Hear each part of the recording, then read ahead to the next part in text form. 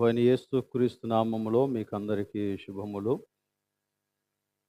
ఈ ఉదయకాలమున మరలా మనం దేవుని సన్నిధిలో చేరి, ఆయన వాక్యాన్ని ధ్యానించే అవకాశాన్ని దేవుడు మనకి అనుగ్రహించినందులకు నేను దేవుణ్ణి స్తుతిస్తూ ఉన్నాం.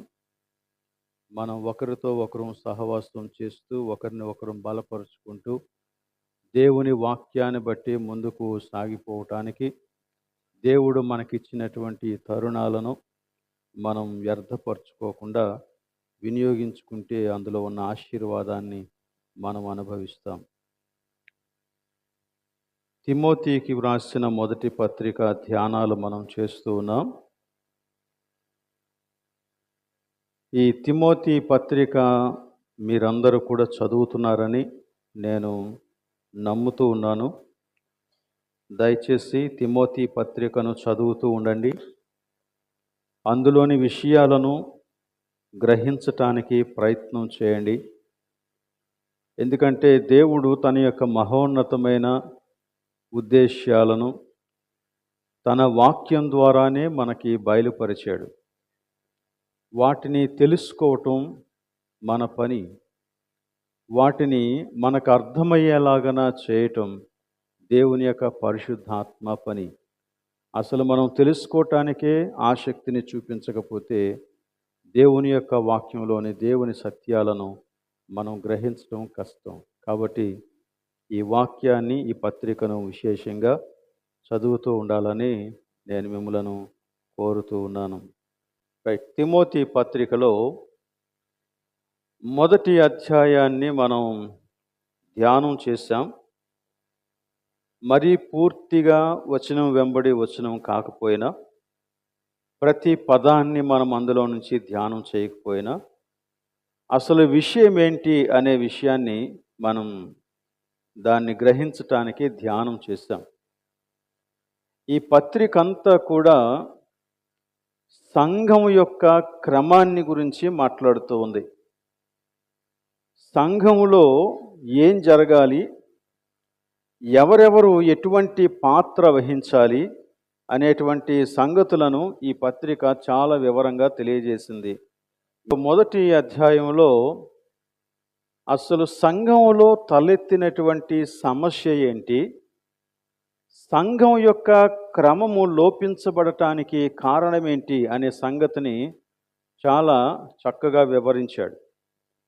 మొదటి అధ్యాయంలో ఈ సంఘ క్రమం పాడవడానికి గల కారణాలను అబద్ధ బోధకులు ప్రబలడం బట్టి అని పౌలు చాలా చక్కగా చెప్పాడు. అలాగనే అబద్ధ బోధకులు ప్రబలడం ఒక విషయం అయితే, యథార్థమైన బోధ లోపించడం మరో విషయం. ఏది బోధించాలో ఆ బోధ ప్రజలకు అందకపోవటం వలన అబద్ధ బోధలకు బలం చేకూరుతూ ఉంది. కనుక అబద్ధ బోధలు ప్రబలడం ఒకవైపు అయితే, నిజంగా చెప్పవలసినటువంటి బోధ చెప్పకపోవటం మరొక కారణం. ఇక మూడవది, సంఘములో క్రమశిక్షణ రాహిత్యం లేక క్రమశిక్షణను సంపూర్ణంగా సంఘం విస్మరించింది. వారందరూ కూడా ఏం చేస్తూ ఉన్నారంటే, ఒకరిని ఒకరు పాపం చేయటం కొరకు సపోర్ట్ చేసుకుంటున్నారు. ఏం పర్వాలేదులే, నాకు ఉన్నాయి బలహీనతలు, నీకు ఉన్నాయి బలహీనతలు, మనం ఇలాగ కొనసాగిపోదామని వారి యొక్క పాపాన్ని బలాన్ని కలిగి వారు సహవాసం చేస్తూ ఉన్నారు. అంటే పాపము ఖండించబడటం లేదు, లేక దారి మలినటువంటి వారిని క్రమములో పెట్టడం లేదు. ఇది సంఘం యొక్క సమస్య అన్నమాట.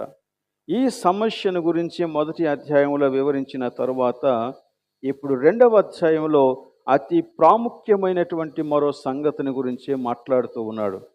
ఇది చాలా ప్రాముఖ్యమైనటువంటి సంగతి అని చెప్పాడు. రెండవ అధ్యాయంలో మొదటి వచనం నేను చదువుతున్నాను. మొదటి 2 వచనాలు.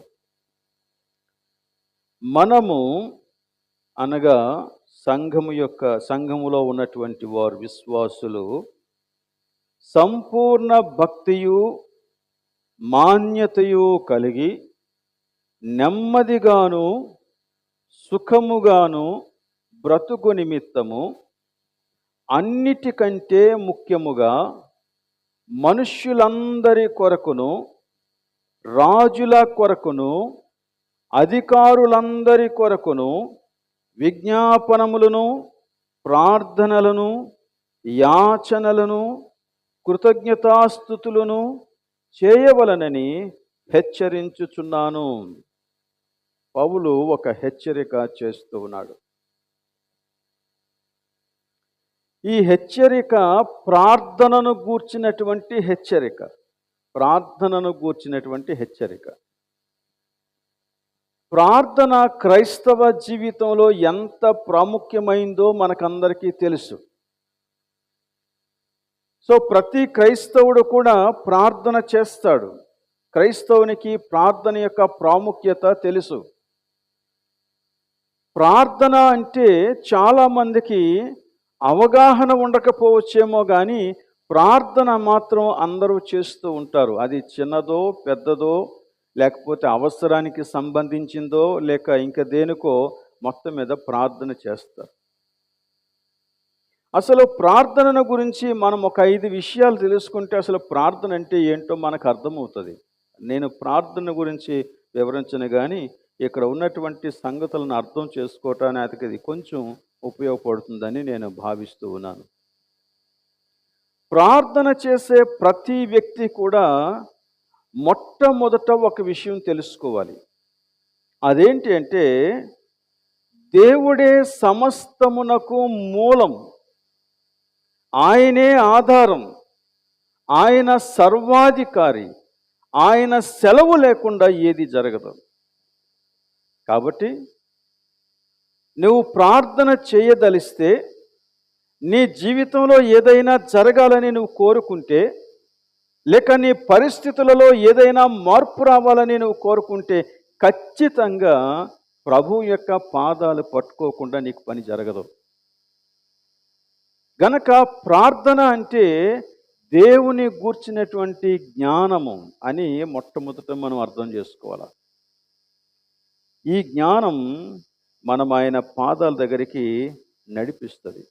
అంత మాత్రమే కాదు, మన మనస్సు దేవునితో సంబంధం కలిగి ఉంటుంది. ఇక పరిపరి విధాల ఆలోచించం, ఏక మనస్సు మనకుంటుంది ఎప్పుడైతే అవగాహన ఉందో. లేదంటే ప్రార్థన చేస్తూనే ఉంటాం, మరోవైపు కంగారు పడుతూనే ఉంటాం, మరోవైపు రకరకాలైనటువంటి ప్రయత్నాలు చేస్తూనే ఉంటాం. అవన్నీ కూడా దేవుడు ఆజ్ఞాపిస్తేనే తప్ప జరగవని తెలుసుకున్నప్పుడు ప్రభు పాదాల దగ్గర నిశ్చింతగా ఉంటాం.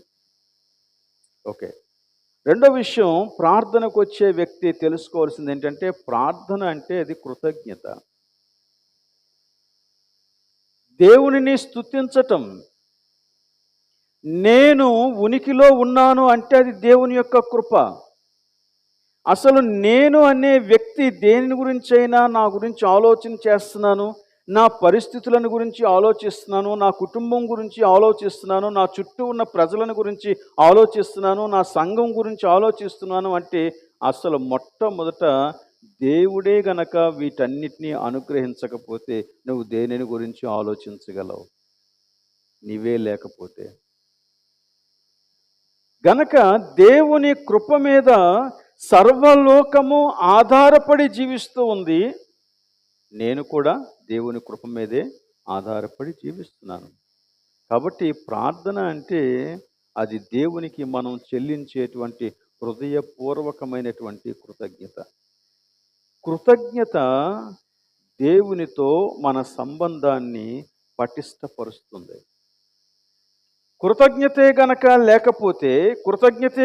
లేకపోతే మన సంబంధం వీగిపోతుంది. కృతజ్ఞత కలిగి ఉంటే ఎన్ని రకాలైన పరిస్థితులు రాని నువ్వు స్థిరంగా ప్రభుతో నిలబడతావు.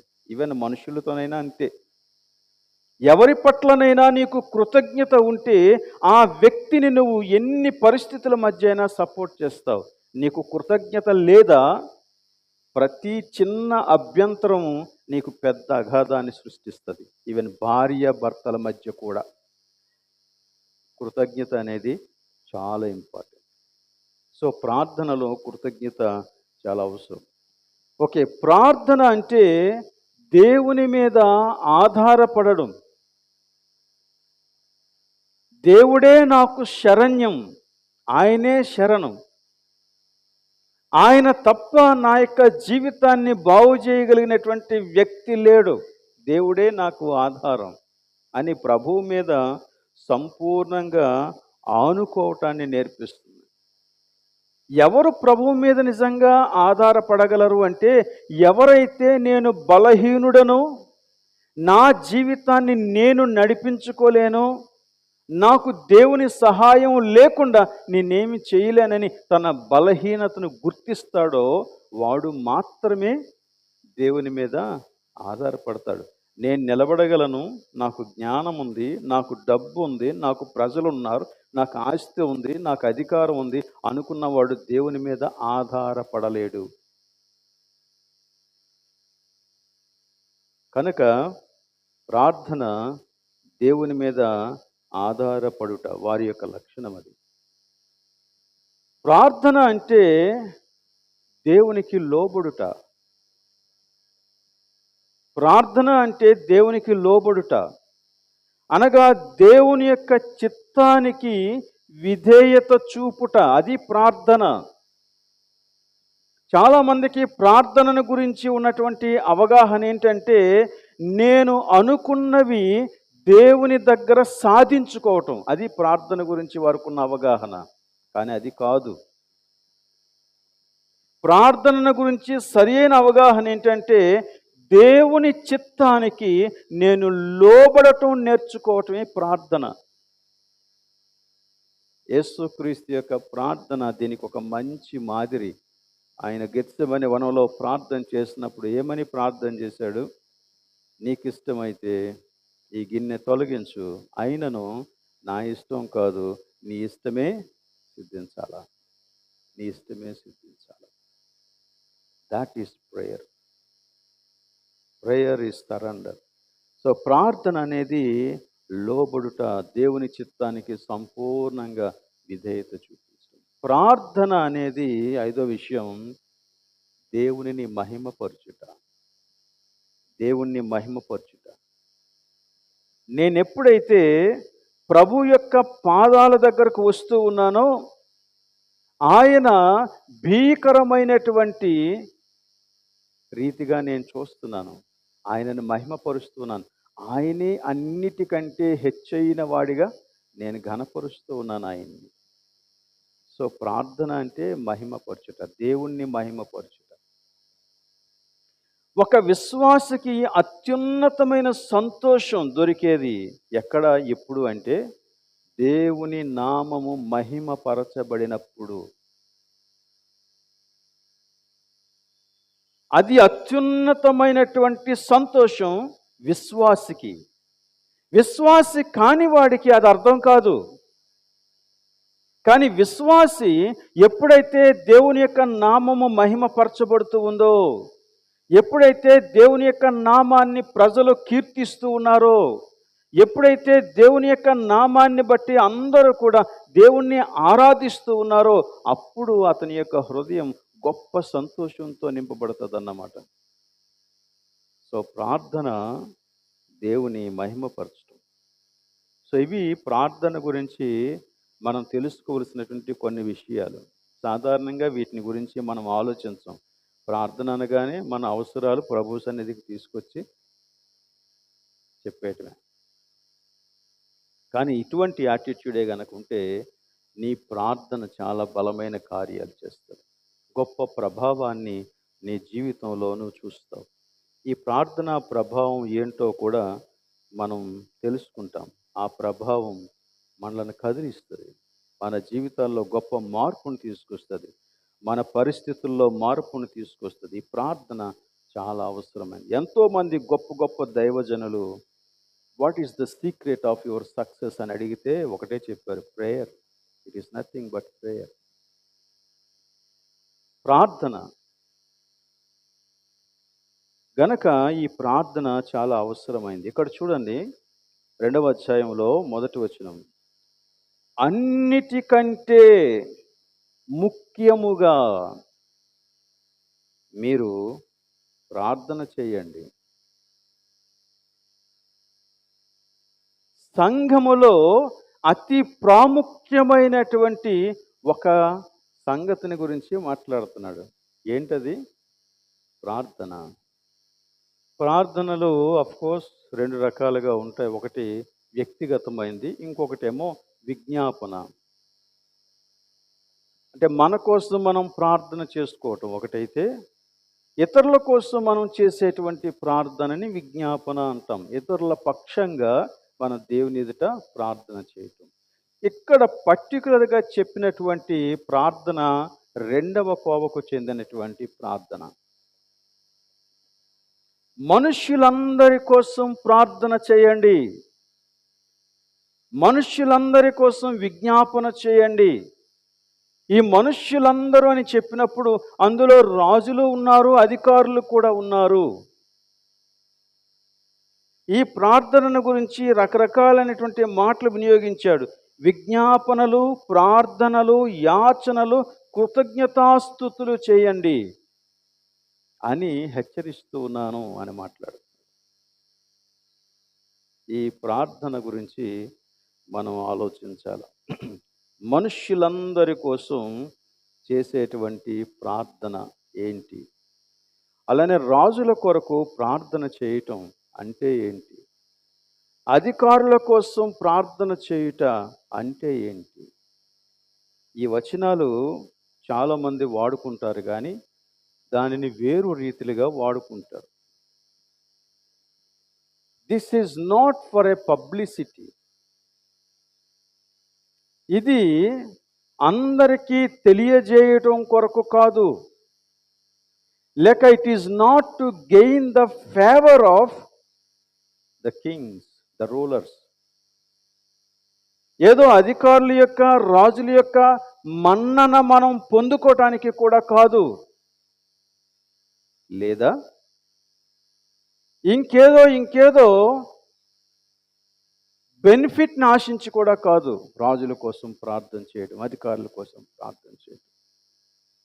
ఇందులో చాలా ప్రాముఖ్యమైనటువంటి ఒక సంగతిని గురించి మాట్లాడాడు. ఈ ప్రార్థనలు ఖచ్చితంగా సంఘంలో జరగాల. ఈ ప్రార్థనలు ఖచ్చితంగా సంఘంలో జరగాల. చూడండి, ఈ ప్రార్థనలు గురించి మాట్లాడినప్పుడు ఎందుకు మాట్లాడాడో అనేది మనం ఆలోచన చేస్తే, అప్పుడు ప్రజలందరి కోసం ఏం చేస్తామో, రాజుల కొరకు ఏం చేస్తామో, అధికారుల కొరకు ఏం చేస్తామో, అసలు ఆ ప్రార్థన యొక్క విషయం ఏంటో మనకి స్పష్టంగా అర్థమవుతుంది అన్నమాట. ఇక్కడ కొన్ని మాటలు మీరు గమనించాలని నేను కోరుతూ ఉన్నాను. మొదటి వచనంలో చివరి మాట మనుష్యులందరి కొరకు అనే మాట. ఇందులో నో వన్ ఈజ్ ఎక్స్క్లూడెడ్. ఎవ్వరు విడిచిపెట్టబడలేదు. ఈ భూమి మీద నివసించే ప్రతి మనిషి ఇందులోనికి వస్తాడు. వాడు ఏ స్థాయిలో ఉన్నా, వాడు ఏ సామాజిక వర్గానికి చెందిన, వాడు అధికారి అయినా, దాసుడైనా, వాడు ధనికుడైనా, బీదవాడైనా, వాడు చదువుకున్నవాడైనా, చదువు లేనివాడైనా, అందరూ ఇందులోనికి వస్తారు. ఏ భాష మాట్లాడేవాడైనా ఇందులోనికి వస్తాడు. For every one. నీ ఇరుగు పొరుగున ఉన్నవారు కూడా ఇందులోకి వస్తారు. నీ బంధువర్గం కూడా ఇందులోకి వస్తుంది. నీతో పాటు కలిసి పని చేసేవారు కూడా ఇందులోకి వస్తారు. నీ పై నాయకులు కూడా ఇందులోకి వస్తారు, వారు ఎలాంటి వారైనా. అలాగనే నీ క్రింద పని చేసేటువంటి వారు కూడా ఇందులోకి వస్తారు. నీ ఇంటిలో పని చేసేటువంటి పని మనుషులు కూడా ఇందులోకి వస్తారు. Every one should be include. అందరి కోసం ప్రార్థన చేయాలి. ఇంకొక మాట చూడండి, 4వ వచనంలో మనకు కనపడుతుంది. 2వ అధ్యాయం 4వ వచనంలో మనుష్యులందరూ రక్షణ పొందాలి. ఎంతమంది? మనుష్యులందరూ. మనుష్యులందరూ అంటే ఎవరెవరు రక్షణ పొందాలి? ఎవరిని కూడా విడిచిపెట్టడానికి లేదు. మనకి దారిలో బిచ్చగాడు కనిపిస్తే వాడు రక్షణ పొందాల్సిన అవసరం లేదా? ఉంది.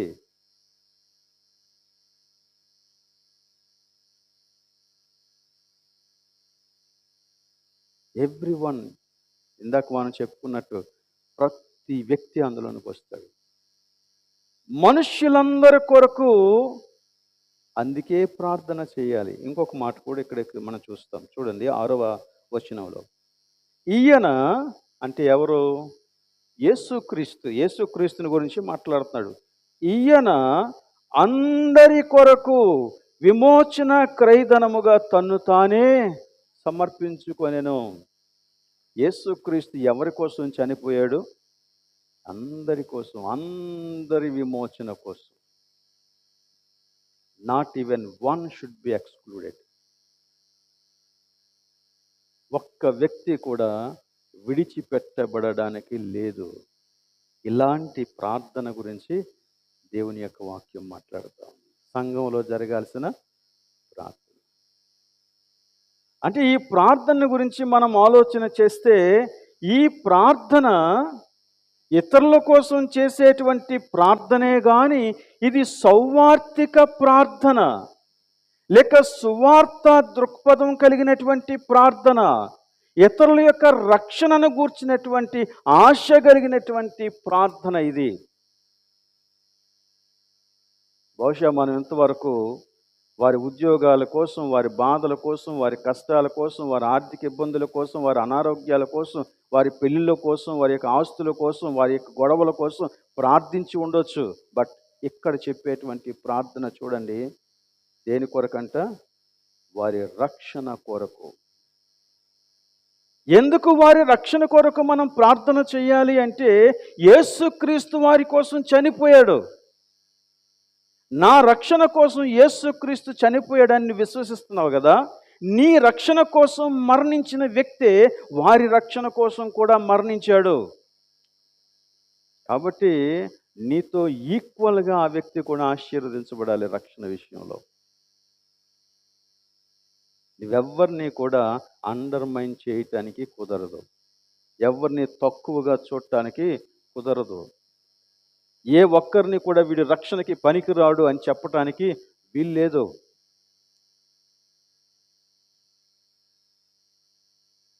ప్రభువు అందరి కోసం మరణించాడు.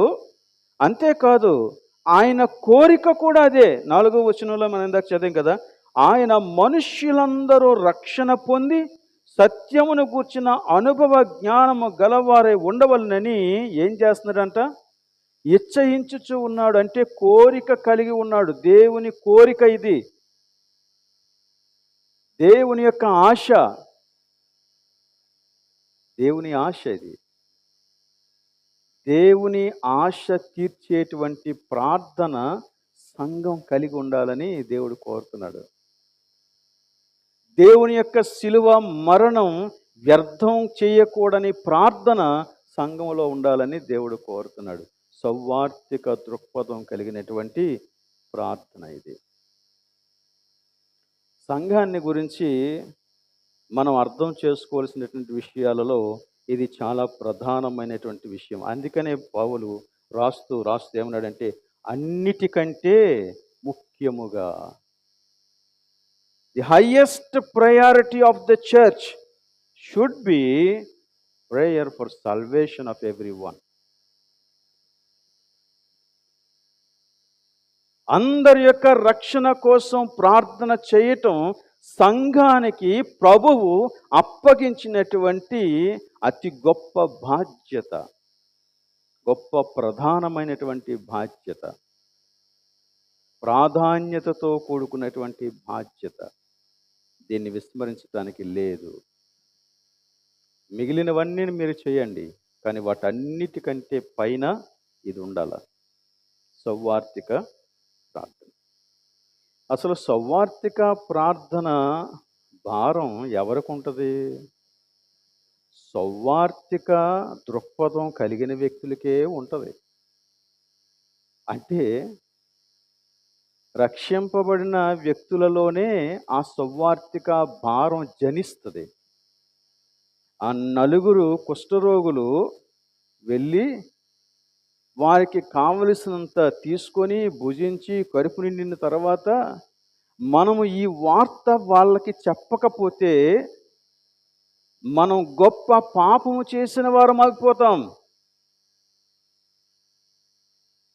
వారు నిజంగా తృప్తి పొందారు గనక, వారు నిజంగా ఆ యొక్క భోజన పదార్థాలను కానీ అక్కడున్న వస్తువులను కానీ తీసుకోవటం ద్వారా వారు సాటిస్ఫై అయిపోయారు. కాబట్టి ఇప్పుడు ఏమంటారంటే ఈ వార్త మనం వారికి చెప్పాలి. ఇది శుభవార్త, మానము కలిగినటువంటి దినం ఇది చెప్పాలి.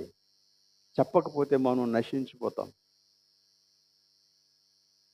కాబట్టి నిజమైన రక్షణ అనుభవాన్ని అనుభవించినటువంటి వానికే సువార్త భారం ఉంటుంది.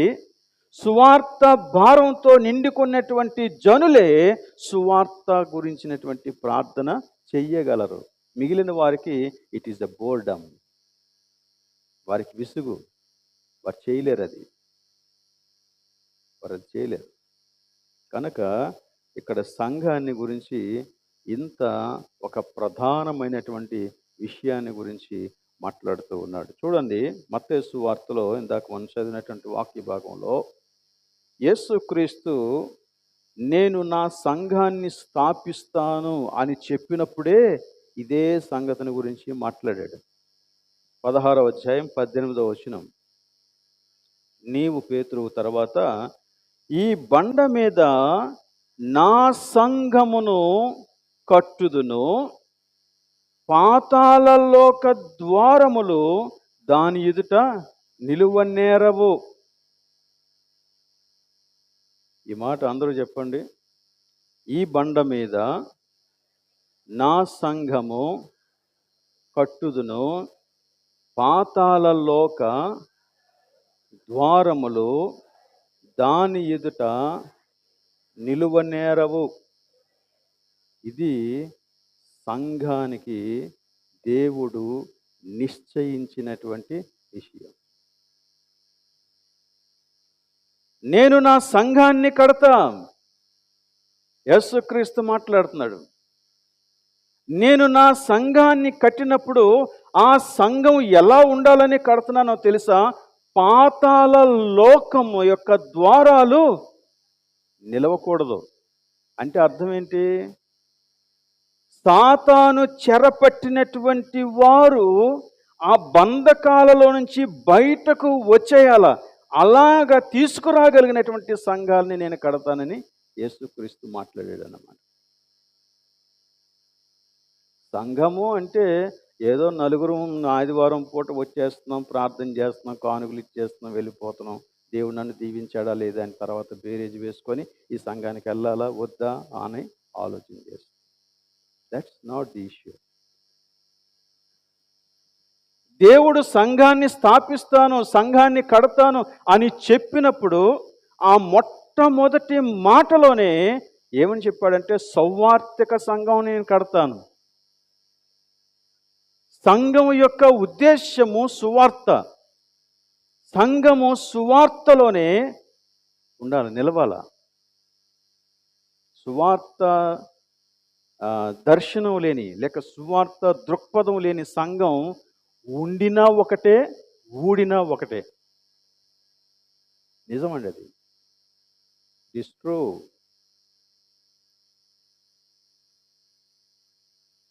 సువార్త దర్శనం లేని సంఘం దేవునికి ఏ రీతిగా ఉపయోగపడుతుంది?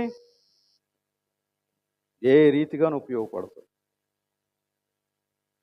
దేవునికి ఉపయోగపడదు అంటే అర్థం ఏంటో తెలుసా? మనుషులకి కూడా ఉపయోగపడదు. ఎందుకు? దేవుని ఆశ మనుషులే కదా, మనుషులు రక్షించబడాలి.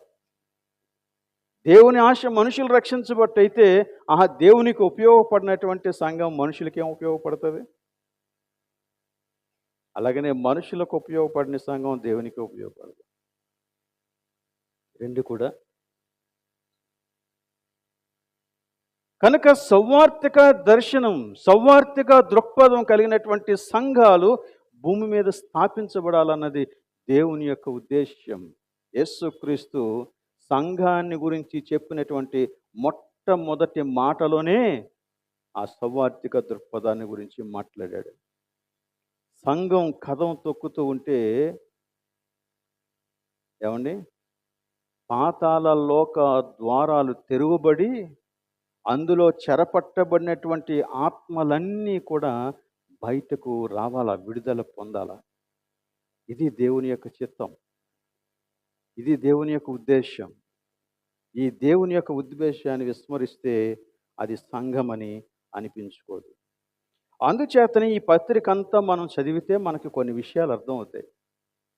సౌవార్తిక దృక్పథం కలిగినటువంటి సంఘాలను గురించి మాట్లాడుతున్నాడు కాబట్టి సౌవార్తిక ప్రార్థనలు జరుగుతాయని చెప్పాడు. సౌవార్తిక ప్రార్థనలు మాత్రమే కాదు, సౌవార్తిక దృక్పథం కలిగినటువంటి బోధలు ఉంటాయి.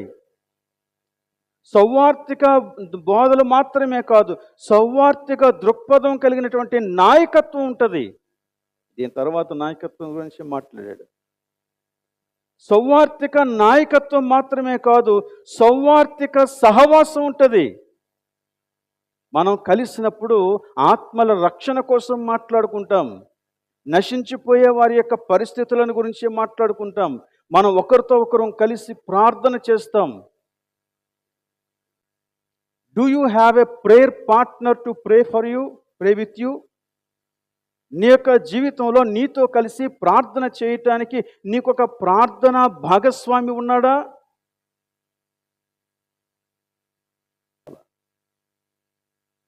మనం చాలా విషయాలు మాట్లాడుకోవడానికి we have plenty of time, but to pray we have no time. No time.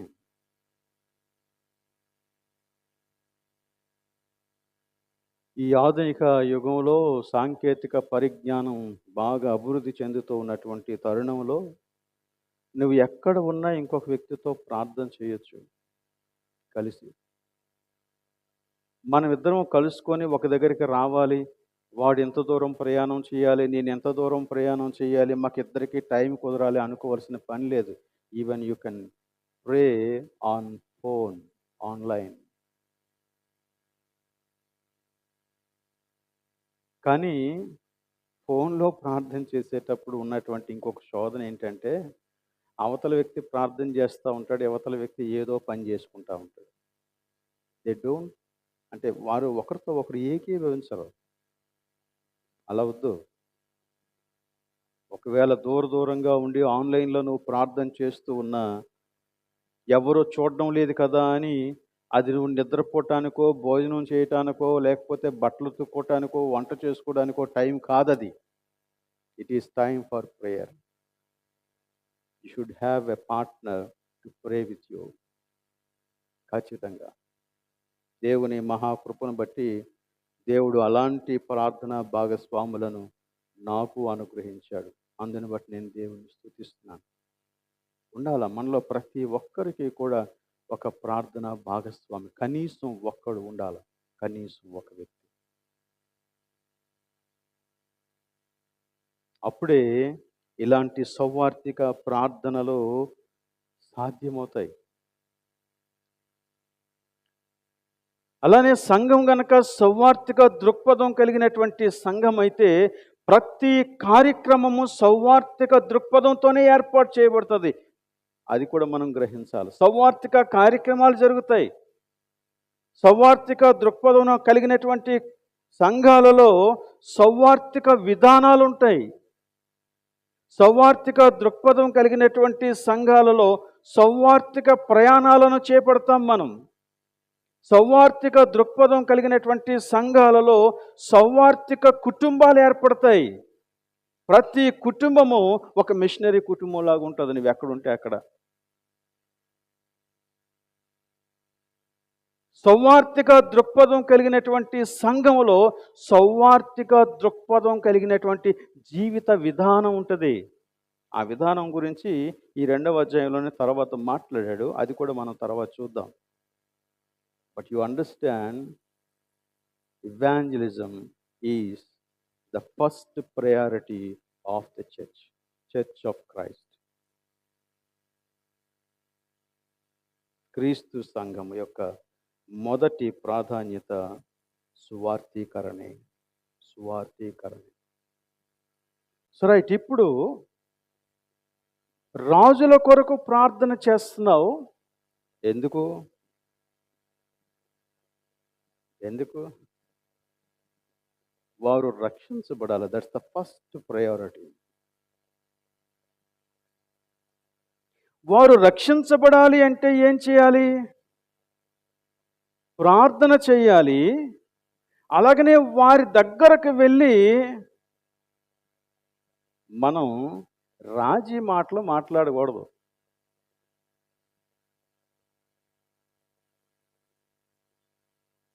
అందుకే ఇక్కడ ఏమన్నాడంటే, ఈ ప్రార్థన చేసినప్పుడు నీకు ఒక బెనిఫిట్ ఉంది అన్నాడు. ఏంటంటే అండి, సంపూర్ణమైన భక్తి మాన్యత కలిగి నువ్వు ప్రార్థన చేయాలి ఫస్ట్ థింగ్. అప్పుడు చేస్తే నెమ్మది సుఖము నీకు లభిస్తాయి అన్నాడు. సుఖముగా బ్రతుకు నిమిత్తం. సంపూర్ణ భక్తి ఏంటి? మాన్యత ఏంటి? సంపూర్ణమైన భక్తి అంటే మనకి సులువుగా అర్థమయ్యేటువంటి విషయం ఏంటంటే సగం సగం భక్తి కాదు. ఓకే, అసంపూర్ణమైన భక్తి కాదు. సగం సగం భక్తి అంటే ఏంటి? దేవుడు లోకం అని రెండు అంటాం అన్నమాట. ఇది ఉండాలండి, అది ఉండాలండి అంటారు చూసారా? ఆ టైప్ అన్నమాట. ఇది ఉండాలండి, అది ఉండాలండి.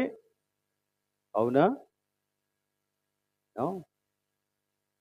ఈ ప్రార్థన చేసేవారు సంపూర్ణ భక్తి గలవారుగా ఉండాలని దేవుడు కోరుతున్నాడు. ఇది ఎలాంటి భక్తి అంటే, శద్రకు మేషకు అబేద్నెగోలను రాజుగారు పిలిచి ఇదిగో అగ్నిగుండం అని చూపిస్తే వారు, రాజా, మా దేవుడు మమ్ములను ఈ మండుచున్న వేడిమి గల అగ్నిగుండములో నుండి తప్పించటానికి సమర్థుడు. ఒకవేళ తప్పించకపోయినా తెలుసుకో, మేము మాత్రం నీవు నిలబెట్టించిన ఈ ప్రతిమకు నమస్కారం.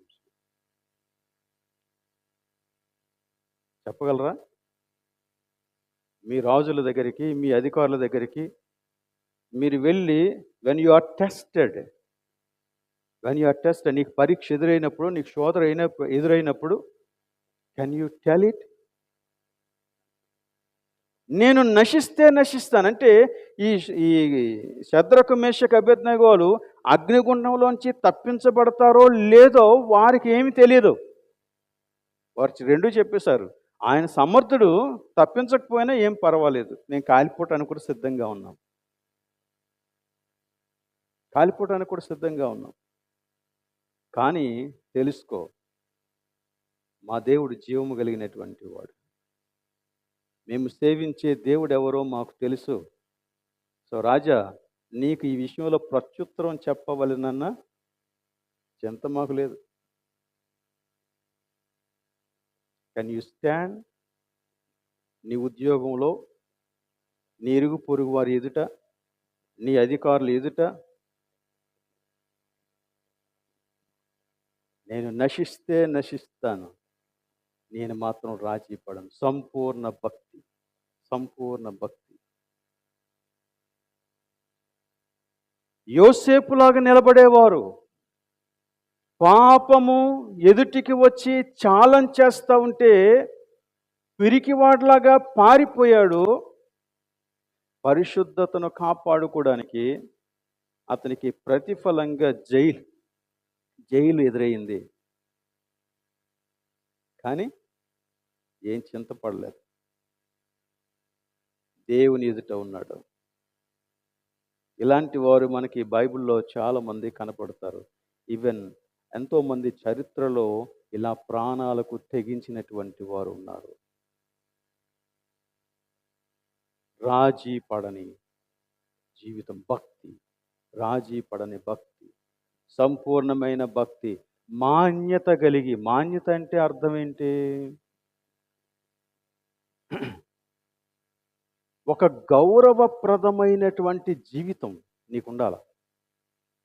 కొంతమందిని మనం సత్కరించినప్పుడు వీరు మాన్యులు అని చెప్తూ ఉంటాం. మాన్యులు, శ్రీయుతులు, ఇంకేవో రకరకాలు చెప్తూ ఉంటాం. మాన్యులు అంటే అంత గౌరవప్రదంగా బ్రతికేటువంటి వాడు.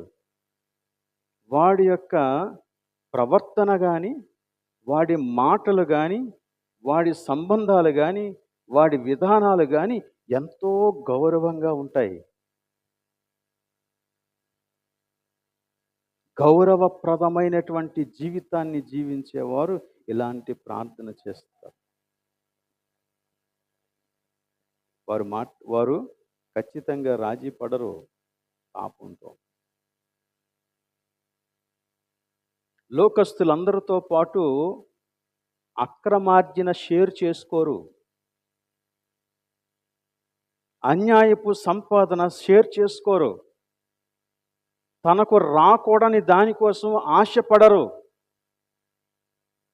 వారు ప్రభువు కోసం నిలబడతారు. ప్రభువు కోసం నిలబడతారు. Stand for it. వాళ్ళను చూస్తే ప్రజలకు ఒక భక్తి, ఒక మర్యాద కలుగుతుంది. ఎలాగూ అంటే, ఈ శద్రకు మేషకు అబేద్నెగోలు అగ్నిగుండంలో నుంచి బయటకు వచ్చినప్పుడు రాజుగారు వారిని గురించి చెప్పినట్లు, దానియేలు సింహపు బోన్లోంచి బయటకు వచ్చినప్పుడు దానియేలును గూర్చి రాజు చెప్పినట్లు, నీ ప్రవర్తన గురించి, నీ జీవితాన్ని గురించి, నీ విధానాలను గురించి గౌరవిస్తారు. వాళ్ళు నీ దేవుణ్ణి మహిమపరుస్తారు. నీ దేవుణ్ణి మహిమపరుస్తారు. మాన్యత కలిగి మనము ఎలా బ్రతకాలంట? నెమ్మదిగాను సుఖముగాను బ్రతుకు నిమిత్తం మనం ఈ ప్రార్థన చేయాలి అన్నాడు. నెమ్మది అనేది నీ అంతరంగంలో ఉండేటువంటి సమాధానం గురించి మాట్లాడుతుంది. సుఖము అనేది నీ యొక్క బాహ్య పరిస్థితులలో నీకు కలిగేటువంటి నెమ్మదిని గురించి మాట్లాడుతాను, లేక సమాధానకరమైన స్థితిని గురించి మాట్లాడుతున్నాను. Both sides. నీ లోపల కలవరం ఉండకూడదు, అలాగే నిన్ను బట్టి నీ పరిస్థితులు కలవరపరచబడకూడదు. క్రైస్తవులు ఎవరిని తొందర చెయ్యరు. క్రైస్తవులు అల్లర్లు సృష్టించరు. సుఖం అంటే అది ఇక్కడ దీని యొక్క అర్థం. సుఖం అంటే హాయిగా ఫ్యాన్ కింద ఏసీ వేసుకొని పడుకోవడం కాదు దీని యొక్క అర్థం. దీని అర్థం వేరు. అంటే క్రైస్తవుల వలన ఎటువంటి అల్లర్లు జరగవు. క్రైస్తవులు ఇతరుల యొక్క విషయాల్లోనికి ఊరికనే చొరబడరు. వారు ఎవరిని డిస్టర్బ్ చేయరు. వారి వలన పరిస్థితులన్నీ కూడా చక్కగా ఉంటాయి, సమాధానంగా ఉంటాయి.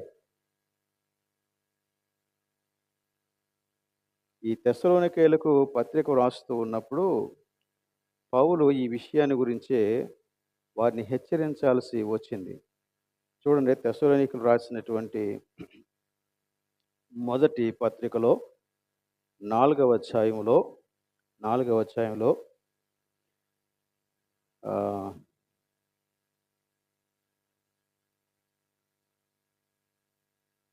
రైట్ 10వ వచనం నుండి చదువుతున్నాను. అలాగుననే మాసిదోనియా ఎందంతటా ఉన్న సహోదరులందరినీ మీరు ప్రేమించుచున్నారు. సహోదరులారా, మీరు ప్రేమయందు మరి ఎక్కువగా అభివృద్ధి నందుచుండవలెననియు, సంఘమునకు వెలుపటి వారి ఎడల మర్యాదగా నడుచుకొనుచు, సంఘమునకు వెలుపటి వారి ఎడల మర్యాదగా నడుచుకొనుటూ మీకేమీ కొదువు లేకుండానట్లు మేము మీకు ఆజ్ఞాపించిన ప్రకారము మీరు పరుల జోలికి పోక మీ సొంత కార్యములను జరుపుకొంటి యందును మీ చేతులతో పనిచేయుటి యందును ఆసక్తి కలిగి ఉండవలనని మిమ్మను హెచ్చరించుచూ ఉన్నాను. అంతేకాదు, ఇంకా దాని తర్వాత 2వ పత్రికలో కూడా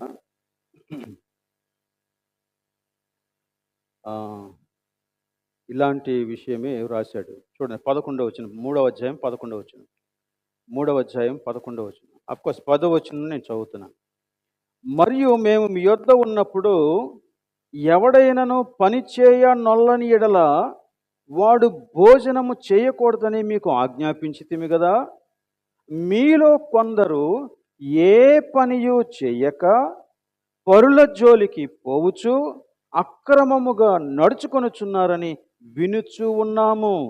అట్టివారు నెమ్మదిగా పనిచేయుచు సొంతముగా సంపాదించుకొనిన ఆహారము భుజింపవలనని మన ప్రభు అయిన యేసుక్రీస్తు పేరట వారిని ఆజ్ఞాపూర్వకముగా హెచ్చరించుచూ ఉన్నాం. అంటే కొంతమంది క్రైస్తవులు ఏం చేస్తున్నారంట? తెస్సలోనికలో పని చెయ్యరంట. పని చెయ్యరు కానీ భోజనం డిమాండ్ చేస్తారు, ప్రివిలేజెస్ని డిమాండ్ చేస్తారు. అవి దొరకకపోతే కయ్యం ఆడతారు, పరుల జోలికి పోతారంట. అంటే ఇతరుల విషయాలలో కలుగజేసుకుంటారు. కలుగజేసుకొని గొప్ప అసమాధానానికి అల్లరికి కర్తలు అయిపోతారు. అది క్రైస్తవుల వల్ల జరగకూడదు. అది సుఖంగా బ్రతకడం అంటే. నీ లోపల నెమ్మది ఉండాలా. నువ్వు ప్రభువు వాడవని నీకు తెలియాలా. నువ్వు ఇతరులను చూసినప్పుడు నువ్వు తెలుసుకోవాల్సిన మరొక సంగతి ఏంటంటే, మనకి ఎవరు శత్రువులు కాదు, ఏ వ్యక్తి కూడా శత్రువు కాడు. అసలైనటువంటి శత్రువు ఒకడున్నాడు, వాడి చెరలో వీరందరూ ఉన్నారు అనే విషయం నీకు గ్రహించాలా. గ్రహించి మనము గతంలో రక్షింపబడక ముందు అలాగనే ఉండేన వారం అని తెలుసుకొని వారిని మనం సహిస్తూ మన యొక్క హృదయంలోని కలవరాన్ని సృష్టించుకోకుండా, నెమ్మదిని పోగొట్టుకోకుండా వారికి సమాధానకరమైనటువంటి విషయాలు చెప్పగలగాల. నీ జీవితం మాట్లాడాల. ఇదే తిమోతి పత్రిక 2వ పత్రిక 2వ అధ్యాయం ఆ చివరి వచనాలు చదువుతున్నాను. 24 నుంచి 26 కలిపి ఉన్నాయి, అవి చదువుతున్నాను చూడండి. సత్య విషయమైన అనుభవ జ్ఞానం వారికి కలుగుటకై, వారికి అంటే ఇక్కడ అన్యులను గురించి మాట్లాడుతున్నాడు. దేవుడు ఒకవేళ ఎదురాడు వారికి మారు మనస్సు దయచేయును. అందువలన, ఈ విషయం మీరు గమనించండి, అందువలన సాతాను తన ఇష్టము చొప్పున చెరపట్టిన వీరు. చూడండి ఆ మాట, సాతాను తన ఇష్టము చొప్పున చెరపట్టిన వీరు. అంటే ఈ అన్యజనులందరినీ, దేవుణ్ణి ఎరుగని ప్రజలందరినీ కూడా ఇదిగో అపవాది చెరపట్టేశాడు. వాడు అసలు విరోధి. ఈ చెరపట్టినటువంటి వారు కూడా వాని ఉరిలో నుండి తప్పించుకొని మేలుకొనదురేమో అని ప్రభు యొక్క దాసుడు అట్టి వారిని సాత్వికముతో శిక్షించుచు జగడమాడక అందరి ఎళ్ళ సాధువుగాను బోధింప సమర్థుడిగాను కీడును సహించువాడుగాను ఉండవలెను. కీడును సహించేవాడు. మనం ఉద్యమాలు చెయ్యం. ఒకవేళ క్రైస్తవుడు అనేవాడు శ్రమను అనుభవిస్తే ఒకే ఒక్క కారణం చేత శ్రమను అనుభవించాల. అదేంటంటే, నువ్వు యేసుక్రీస్తుని వెంబడిస్తున్నావు కాబట్టి. ఇక ఏది నీ జీవితంలోనికి శ్రమ తీసుకురాకూడదు. అంటే నేను మాట్లాడిన మాటలను బట్టి నా జీవితంలోనికి శ్రమ రాకూడదు. నేను సరిగా మాట్లాడాలా. నేను ప్రవర్తించే ప్రవర్తనను బట్టి నా జీవితంలోనికి శ్రమ రాకూడదు. నేను సరిగా జీవించాలా. నా విధానాలు సరిగా ఉండాలా. నా తోటి వ్యక్తులతో నేను మంచి సంబంధాలు కలిగి ఉండాలా. నేను ఎవరితోనైతే కలిసి పని చేస్తూ ఉన్నానో, ఎవరి క్రిందనైతే పనిచేస్తూ ఉన్నారో, ఎవరిని నా ఆధీనంలో దేవుడు ఉంచాడో వారందరితోనూ నాకు మంచి సంబంధాలు ఉండాలా. మనం దానికోసం ప్రయత్నం చేయాలా. మన జీవితం అది సౌవార్తిక దృక్పథం కలిగినటువంటి వ్యక్తుల యొక్క జీవిత విధానం. సో అలాంటి ప్రయోజనం కలగటానికి వీరందరి కోసం ప్రార్థన చేయమని చెప్తున్నాడు. వెన్ యు ప్రే, నువ్వు ఒకరి కోసం ప్రార్థన చేసావు అంటే నువ్వు వారిని ప్రభు దగ్గరికి రావాలని కోరుకుంటున్నావు కదా, అంటే వారిని నువ్వు ప్రేమిస్తున్నావు. ఏదో చేయమన్నారు కాబట్టి చేశాను. It's not a duty, it is a responsibility, a loving responsibility. ప్రేమపూర్వకమైనటువంటి ఒక బాధ్యత.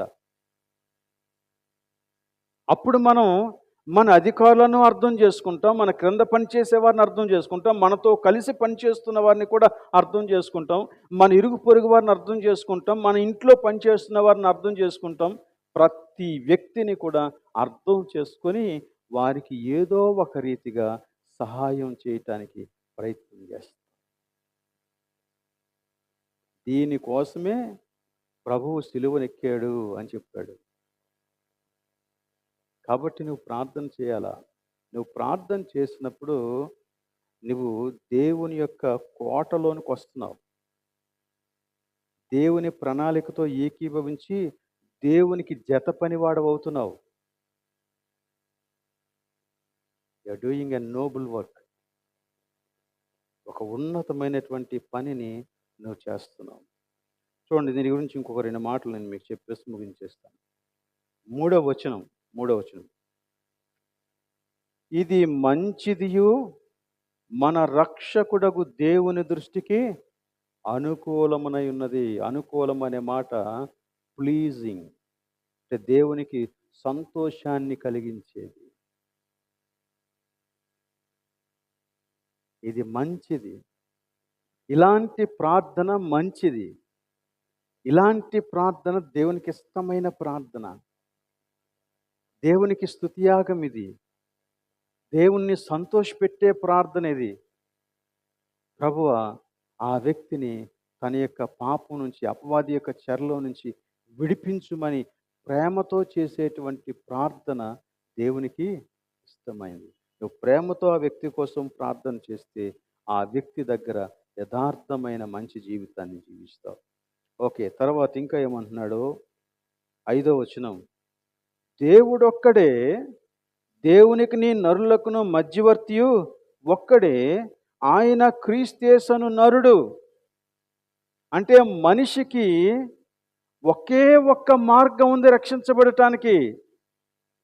ఎక్కువ మార్గాలు లేవు. కానీ తెలియని వారు వారి యొక్క అవిధేయతలో, అంధకారంలో, గుడ్డితనంలో వారు ఏవేవో మార్గాలు ఉన్నాయని అనుకుంటున్నారు. కానీ నీకు తెలుసు అవన్నీ కాదు, నీకు ఒకటే ఒక మార్గం ఉందని. కాబట్టి నువ్వు నిజంగా ఆ వ్యక్తి నశించిపోకూడదు అని కోరుకుంటే ఖచ్చితంగా ఆ వ్యక్తి ఈ మార్గంలోనికి రావాలని, యేసుక్రీస్తుని తెలుసుకోవాలని నీవు చెప్పక ఉండలేవు. ఆఫ్టర్ ఆల్ ఎవరైనా సరే ఒక అనారోగ్యంతో బాధపడి మేము హాస్పిటల్కి వెళ్ళామండి, ఆ ఊరు వెళ్ళామండి, ఈ ఊరు వెళ్ళామండి అన్నీ చెబుతూ ఉంటే నీకు ఏదైనా ఒక మార్గం తెలిసిందనుకో, నీ స్వంత అనుభవం, మీరు ఇన్ని తిరిగారు కదండి, నేను నా అనుభవంతో చెప్తున్నాను, ఇది కూడా ప్రయత్నం చేయండి అని చెప్పరా? పలానా డాక్టర్ గారి దగ్గరికి వెళ్తే నాకు మంచి ట్రీట్మెంట్ దొరికిందండి, ఆ డాక్టర్ గారి దగ్గరికి మీరు వెళ్ళండి అని చెప్పరా? చెబుతారు కదా. అంత చిన్న చిన్న విషయాల్లోనే మీకు అంత కన్సర్న్ ఉంటే ఇంత పెద్ద విషయంలో ఇంకెంత కన్సర్న్ ఉండాలా? ఒక వ్యక్తి యేసుక్రీస్తుని గనక తెలుసుకోకపోతే నశించిపోతాడు, నరకానికి పోతాడు అని చెప్పినప్పుడు ఆ సౌవార్తిక దృక్పథము, ఆ క్రీస్తు ప్రేమ నీలో నుంచి పెళ్ళుబికి ఆ వ్యక్తిని పట్టుకొని బయటికి లాగాలి కదా. ఇంకొక విషయం, 6వ వచనం. ఈయన అందరి కొరకు విమోచన క్రయధనముగా తను తానే సమర్పించుకొనెను. దాని తర్వాత మాటను మీరు గమనించండి. దీనిని గూర్చిన సాక్ష్యము. దేనిని గూర్చిన సాక్ష్యం? ఇదిగో ప్రభువు నీ కోసం మరణించాడు, నువ్వు గనక ఈ రోజున నీ పాపాన్ని ఒప్పుకుంటే, ప్రభువుని అంగీకరిస్తే నువ్వు రక్షించబడతావు, నీ పాపాలు క్షమించబడతాయి అని చెప్పేటువంటి ఈ సాక్ష్యము యుక్త కాలముల యందు ఇవ్వబడును. యుక్త కాలము అంటే అర్థం ఏంటి? ఏమండి? యుక్త కాలము అంటే తగిన సమయం. The opportunity God gives for you to share the gospel.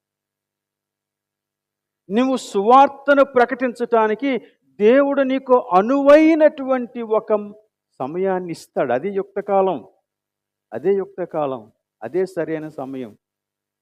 So ఆ అవకాశం కోసం నువ్వు ఎదురు చూడాలా. నీ మంచి జీవితాన్ని నువ్వు జీవిస్తూ, నీ మంచి సంబంధాలు నువ్వు కలిగి ఉంటూ, నువ్వు ఏ విధానంలో కానీ, ఏ విధమైనటువంటి ధోరణిలో కానీ రాజీ పడకుండా లోకంతో ప్రభు సన్నిధిలో ఆ వ్యక్తి కోసం ప్రత్యేకంగా ప్రార్థన చేస్తున్న వ్యక్తివైతే నీవు దేవుడిచ్చే అవకాశం కోసం కనిపెట్టి చూస్తావు. అవకాశం దొరికినప్పుడు వినియోగించుకుంటావు. దేవుడిస్తాడు ఆ అవకాశాన్ని. అసలు మనం ప్రార్థనే చేయటం మానేస్తే ఇక దేవుడిచ్చే అవకాశం నీకు అర్థమవుతుందా? అర్థం కాదు. ఎవరికి అర్థమవుతుందంటే దానికోసం చూసే వాళ్ళకే అది అర్థమవుతుంది. దానికోసం చూసే వాళ్ళకే, దానికోసం ఆశతో వెతికేటువంటి వారికే అది అర్థమవుతుంది అంతే. ఇప్పుడు పౌలు తన వ్యక్తిగత సాక్ష్యాన్ని పలుకుతూ ఉన్నాడు. చూడండి 7వ వచనం. ఈ సాక్ష్యం ఇచ్చుటకై, ఏ సాక్ష్యం ఇప్పటివరకు మనం చెప్పినటువంటిది, ఈ సాక్ష్యం ఇచ్చుటకై నేను ప్రకటించువాడను గాను, అపోస్తులను గాను, విశ్వాస సత్యముల విషయంలో అన్యజనులకు బోధకుడను గాను నియమింపబడి తిని. నేను సత్యమే చెప్పుచున్నాను, అబద్ధమాడట్లేదు. నేను ఇందుకోసమే నియమించబడ్డాను. సో సంఘము సౌవార్తిక దృక్పథం కలిగిన సంఘంగా ఉండాలా. సౌవార్తిక దృక్పథం కలిగినటువంటి సంఘము సౌవార్తిక ప్రార్థనలు చేస్తుంది. సౌవార్తిక ప్రార్థనలు మాత్రమే కాదు, సౌవార్తిక కార్యక్రమాలు చేపడుతుంది. ఈవెన్ వారి యొక్క బడ్జెట్ కూడా సౌవార్తిక బడ్జెటే ఉంటుంది. యూనో, ఇక్కడ ఉన్నటువంటి board, it always speaks, always speaks.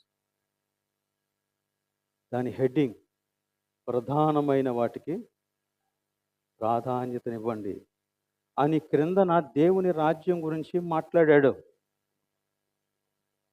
దేవుని రాజ్యమే నీ ప్రాధాన్యత, తెలుసుకో. దేవుని రాజ్యానికి సంబంధించినటువంటి ప్రాధాన్యతను సంఘమే గనక స్వతంత్రించుకోకపోతే, మరలా నేను మొదటికే వస్తున్నాను, సంఘం ఉన్నా ఊడినా ఒక్కటే. సో ఈరోజున ఆలోచించండి. ప్రభు మీ యొక్క హృదయాల్లో, మీ జీవితాల్లో, సంఘంలో, కుటుంబంలో గొప్ప కార్యాలు చేయాలని, ఆయన దృష్టికి అనుకూలమైన వాటిని నెరవేర్చాలని నేను కోరుతున్నా. ఈ మాటలు ముగిస్తున్నాను. ప్రార్థన చేద్దాం. దయచేసి తలలో ఉంచుకొని, కన్నులు మూసుకొని ప్రభు వైపుకి చూద్దాం. ఒకసారి ఆలోచించండి. దేవుని వాక్యం మనతో మాట్లాడుతూ ఉంది. ప్రేమ కలిగిన మా ప్రభు, నీకు స్తోత్రం. నీవు మమ్మను రక్షించిన విధానం బట్టి నీకు స్తోత్రాలు తండ్రి. నీవు గనక మా వద్దకు రాకపోతే మేము కేవలం నరక పాత్రులం తండ్రి. లోకముతో పాటు నశించిపోవలసిన వారం, అపవాది యొక్క చెరలో నలిగిపోయినటువంటి వారం. కానీ ప్రభువా, నీ అద్భుతమైన కృపను బట్టి, నీ అపారమైన ప్రేమను బట్టి మమ్మను నీవు రక్షించావు. నీ స్తోత్రాలు తండ్రి. కనుక మేము, మా కుటుంబాలు, మా సంఘం సౌవార్తిక దృక్పథాన్ని కలిగి ఈ లోకంలో ఒక జ్యోతిలాగా మేము వెలగటానికి సహాయం దయచేయండి. మమ్మల్ని మీరే కనికరిస్తారని నమ్ముతూ ఈ ప్రార్థన మా ప్రభువును రక్షకుడైన యేసు పరిశుద్ధ నామములో అడుగుచూ ఉన్నాం తండ్రి. ఆమేన్.